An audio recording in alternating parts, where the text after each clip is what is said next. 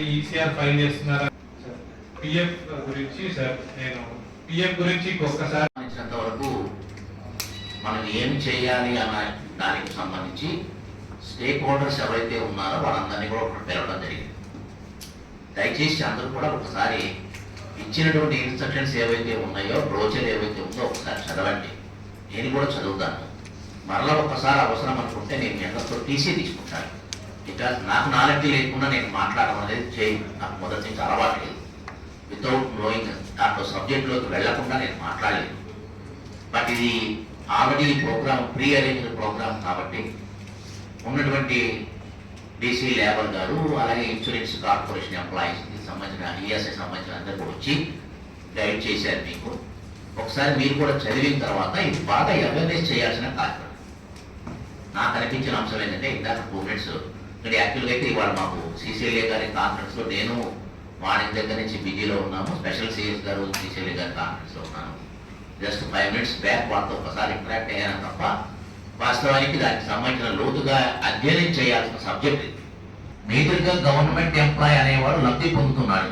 వాడికి ఒక పెన్షన్, రకరకాలటువంటి పాత రోజుల్లో ఓల్డ్ పెన్షన్ స్కేల్, ఇప్పుడు కొత్తగా న్యూ పెన్షన్ స్కేల్ 2004 తర్వాత జాయిన్ అయిన వాడికి మన దగ్గర అందరూ కూడా మనకు ఐడియా ఉంది. బట్ అదర్ దాన్ గవర్నమెంట్ సెక్టార్లో ఉన్న వాళ్ళకి దీనికి తాలూకు ఏమైతే చేయగలుగుతామన్నది చాలా అవసరం. మన దగ్గర పనిచేసే వాళ్ళు కూడా కొన్ని డిపార్ట్మెంట్లో ఉన్నారు. ఉదాహరణకి ఇక్కడ ఎడ్యుకేషన్ డిపార్ట్మెంట్లో లైఫ్కి సంబంధించిన హెల్త్ పాయింట్ ఆఫ్ వ్యూలో ఒకటి ఉంది. దాన్ని మనం బాగా అవగాహన చేసేట్టుగా ప్రమోట్ చేయాలి. అట్లాగే వాళ్ళ తాలూకు సంబంధించిన రిజిస్ట్రేషన్ కూడా రిజిస్ట్రేషన్ చేసిన తర్వాత వాళ్ళకి వచ్చే బెనిఫిట్స్ కూడా చెప్పగలగాలి. సో అందువల్ల ఎవరైతే స్టేక్ హోల్డర్స్గా ఉన్నారో ఎడ్యుకేషన్ డిపార్ట్మెంట్ డిఈఓ గారు కానీ, డీసీ లేబర్ గారు కానీ, ఓవరాల్గా వాళ్ళకి అనేక రకాల అనార్గనైజ్డ్ యూనిట్స్ కూడా ఉన్నాయి. చాలా వరకు ఆర్గనైజ్డ్ యూనిట్స్ వాళ్ళు ఎటువంటి దాంట్లోకి ఇన్వాల్వ్ అవుతారు. ఈపీఎఫ్ అన్ని కట్ అవుతుంటాయి, జరుగుతూ ఉంటాయి. అనార్గనైజ్డ్ సెక్టార్స్లో ఉన్న వాళ్ళని కూడా దీంట్లో ఒక గాడిలోకి తీసుకురావడం కోసం పెట్టినటువంటి ఒక ఆలోచన విధానం. కాబట్టి దయచేసి ఇక్కడ ఉన్నటువంటి అందరూ ఏపీఐసిసిలో పనిచేసినటువంటి కాంట్రాక్ట్ ఎంప్లాయీస్ వరకు కూడా వాళ్ళు మార్నింగ్ దాకా మాట్లాడినట్టు చెప్పిన సందర్భాన్ని బట్టి అందరూ కూడా దీంట్లోకి ఇన్వాల్వ్ అవ్వాలి. సో బేసిక్గా దానికి సంబంధించినటువంటి విధి విధానాలు మనం తెలుసుకొని మన కింది స్థాయి వాళ్ళు ఎవరైతే ఉన్నారో వాళ్ళందరి చేత ఇవన్నీ ఎన్రోల్ జరగాలి.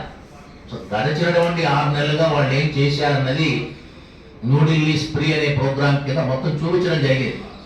దాంట్లో ఇన్స్ట్రక్షన్ కూడా మనకి ఇచ్చున్నారు. దాంట్లో ఈ 31/12/2025 దాకా ఎన్ని అవేర్నెస్ క్యాంపెయిన్లు కండక్ట్ చేశారు, ఎక్కడెక్కడ చేశారు అన్న వివరాలన్నీ కూడా చాలా డీటెయిల్గా ఇచ్చారు. కానీ మనందరికీ ఐడియా లేదు. తెలుస్తుంది ఇలా మీటింగ్ పెట్టినప్పుడు రకరకాల ప్రోగ్రామ్స్ ఒత్తిడిలో ఉండి దాని మీద ఫుల్ కాన్సన్ట్రేషన్ చేయక కరెక్ట్గా క్యాచ్ అవ్వదు, అది రీచ్ అవ్వదు. అయితే అందుకనే నేను ఒకసారి నా తప్పు నేను ఒప్పుకుంటూ మీటింగ్ వచ్చేటప్పుడు ఆర్గనైజ్డ్గా దాన్ని చూసుకొని చదువుకొని ప్రతి పాయింట్తో మాట్లాడాలి. నేను దాన్ని అందుకనే మరలా ఒకసారి మమ్మల్ని మనందరినీ కూడా నేను ఎక్స్క్యూజ్ కోరుతూ నెక్స్ట్ నేను ఒక టీసీ తీసుకుంటాను. ఆ టీసీ నాటికి ఫుల్ ప్లేజ్గా అందులో ప్రిపేర్ అవుతాను. మీ అందరి నెంబర్ నా దగ్గర ఉన్నాయి. డీసీ లేబర్ గారు కోఆర్డినేట్ చేస్తారు, నేను కలుపుతాను, మళ్ళీ డీటెయిల్గా మాట్లాడతాము. సో వీరి నెంబరు వారి నెంబరు చాలా వారి ఇంపార్టెంట్ ఇష్యూస్ మనకు చెప్పడం కోసం వచ్చారు. అందుకే ముందు వారినే చెప్పమన్నాను. సో అందువల్ల చాలా ఇంపార్టెంట్ దాంట్లో ఉన్నాయి. అందువల్ల ఇక్కడ ఉన్నటువంటి ఇన్స్టిట్యూషన్ హెడ్ అందరూ కూడా స్టేక్ హోల్డర్స్ ఎవరైతే ఉన్నారో ముందు ఈ కాన్సెప్ట్ని మీరు డైజెస్ట్ చేసుకొని అనార్గనైజ్డ్ సెక్టార్స్ వాళ్ళందరినీ కూడా దీంట్లోకి ఇన్వాల్వ్ చేసి పూర్తి స్థాయిలో వాళ్ళందరూ కూడా వచ్చేట్టుగా చూసుకోవాలి. సో ఎందుకంటే దానివల్ల వచ్చేటువంటి బెనిఫిట్స్ ఏంటి అన్నది వాళ్ళు చాలా క్లియర్గా చెప్తున్నారు.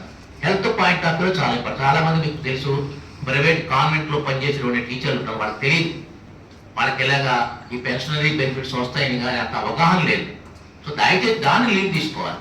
ఒక ఎంఈఓ గారు డిఈఓ గారి ద్వారా ఒక ఎంఈఓ గారి పరిధిలో ఏమేమి ఉన్నాయి అలాంటి ప్రైవేట్ స్కూల్స్ వాళ్ళందరూ అయ్యారా లేదా, వాళ్ళందరికీ కూడా దీంట్లో ఎన్రోల్మెంట్ ఉందా లేదా, ఓ కమర్షియల్ ట్యాక్స్ డిపార్ట్మెంట్ తాలూకు వాళ్ళు లీడ్ తీసుకోవాలి. కొన్ని వాళ్ళకు ఉన్నటువంటి జిఎస్టీ పరిధిలోకి వచ్చేటువంటి ట్యాక్స్ హోల్డర్స్ కాకుండా కొంతమంది వేరే ఉండొచ్చు. సో వాళ్ళని కూడా ఇన్వాల్వ్ చేసేది ఉన్నాయా, ఇవన్నీ కొంత లోతుగా మనం స్టడీ చేసి పెట్టాల్సిన అంశం ఇది. ఈజీ ఏం కాదు. సో ఒకసారి అందరూ కూడా అవగాహన చేసుకోండి, చాలా ఇంపార్టెంట్. మరలా ఇంకొక మీటింగ్ ద్వారా నేను మీ అందరితో ఆ విషయాలను షేర్ చేసుకుంటాను. సో ఒకసారి బాగా మీరు ఒకసారి అందరికీ దీనికి సంబంధించిన ఇవాళ మీటింగ్ తాలూకు మెయిన్ వారు అనుకున్నటువంటి 2 శాఖల తాలూకు వారు ఏదైతే చెప్పదలుచుకున్నారో అవి ప్రొజెక్ట్ చేయండి.